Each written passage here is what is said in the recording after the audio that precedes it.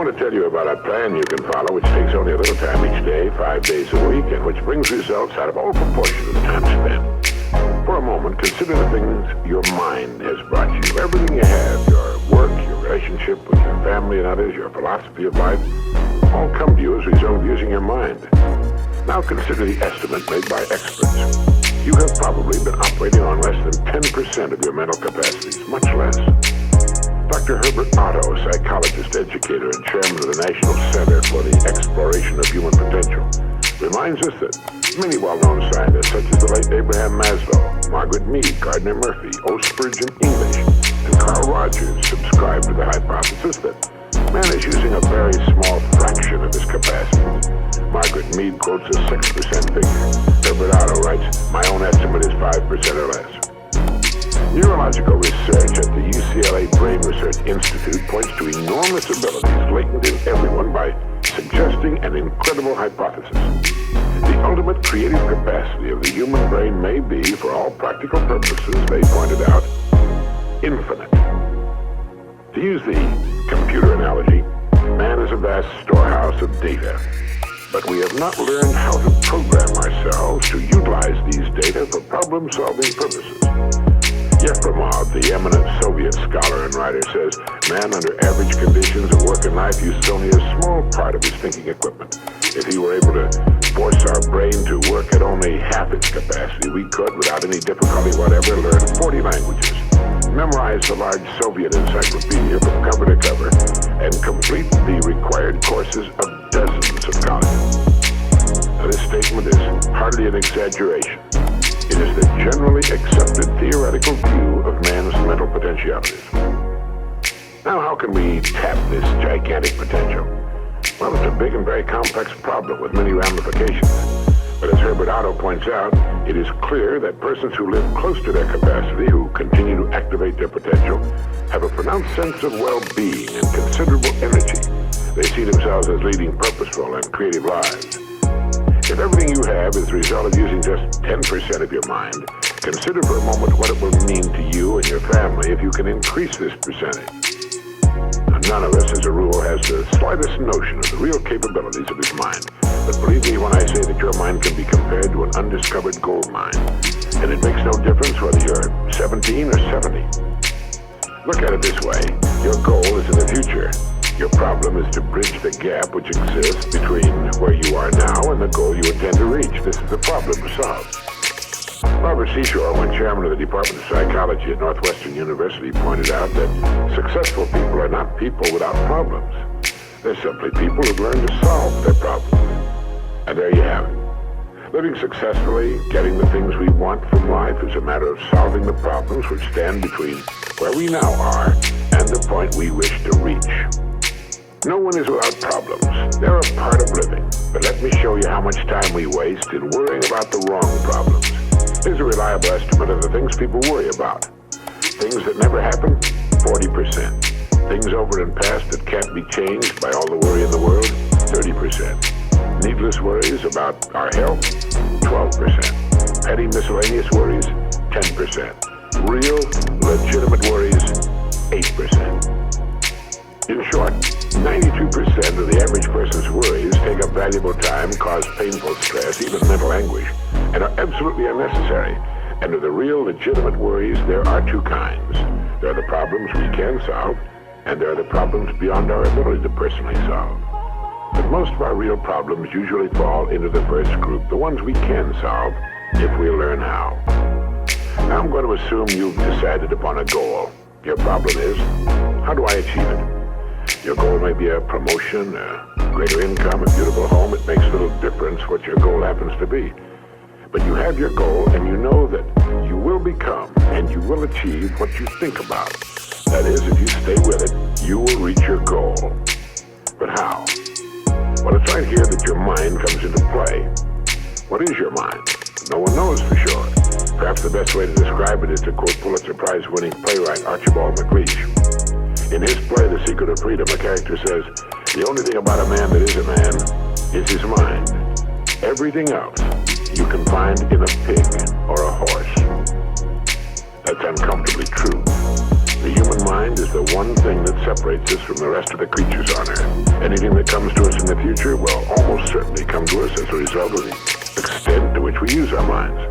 And yet it's the last place on Earth the average person will turn to for help.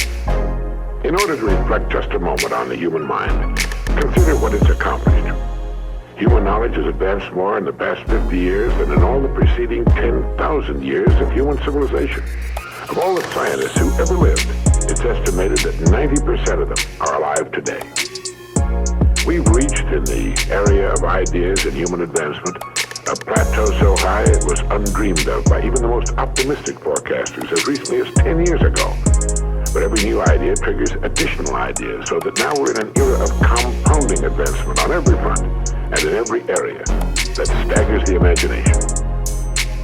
Dr. Harlow Shapley of Harvard has said that we're entering an entirely new age of man. He calls it the psychozoic age, the age of the mind. And you own one, free and clear. Now let's look at a few facts.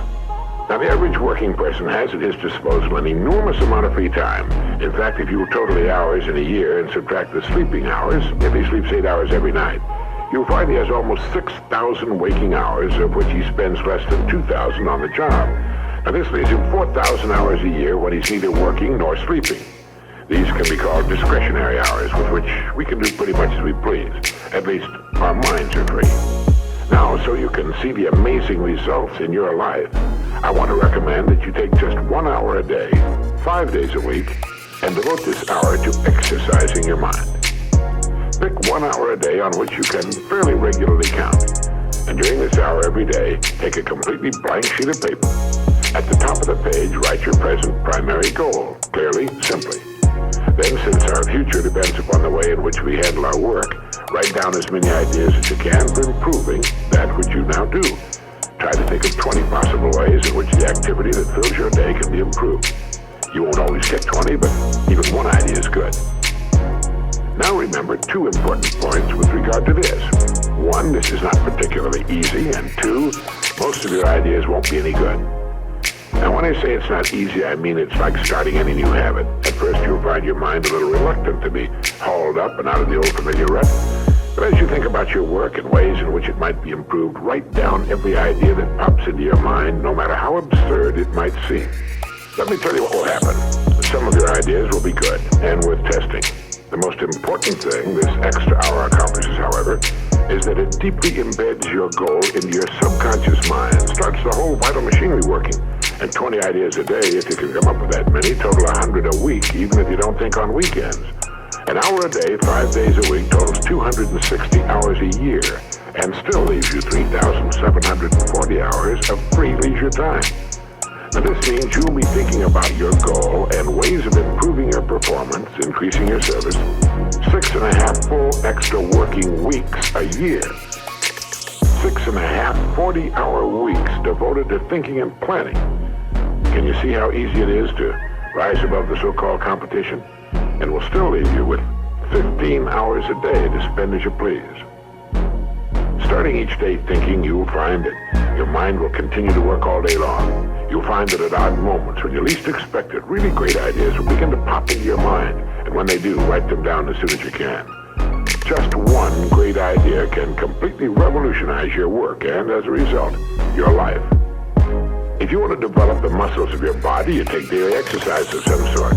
Well, the mind is developed in the same way, except that the returns out of all conceivable proportion to the time and energy spent. I've used this system for years, and it's given me some of the most gratifying and rewarding experiences of my life. And it costs only 5 hours a week. 5 hours out of 168. Is it worth it? It's like spending 5 hours a week digging in a solid vein of pure gold, because your mind is all of that and much more. Each time you write your goal at the top of the sheet of paper, don't worry or become concerned about it. Think of it as only waiting to be reached, a problem only waiting to be solved. Face it with faith and bend all the great powers of your mind toward solving it. And believe me, solve it, you will. Now let's briefly recap. This week, start spending 1 hour each day getting as many ideas as you can. Try for 20 a day on ways to improve what you're now doing. Remember, the achievement of your goal very likely depends upon it, as does your whole future. 2, if everything you now have is the result of using, say, 5 to 10% of your mental abilities, you can imagine what life will be like if you can increase this figure to 20% or more. 3. Successful people are not people without problems. They're simply people who've learned to solve their problems. 4. Don't waste time and energy worrying about needless things. 40% of them will never happen, 30% have already happened and can't be changed, 12% are needless worries about our health, 10% are petty miscellaneous worries, and only 8% are real. Try to separate the real from the unnecessary and solve those which are within your ability to solve. Last of all, the only thing in the world that can take you to your goals in life is your mind, its effective use, and following through on the good ideas it supplies you. Each of us has a tendency to underestimate his or her own abilities. We should realize that we have, deep within ourselves, a reservoir of great ability, even genius, that can be tapped if we'll just dig deep enough. It's the miracle of your mind.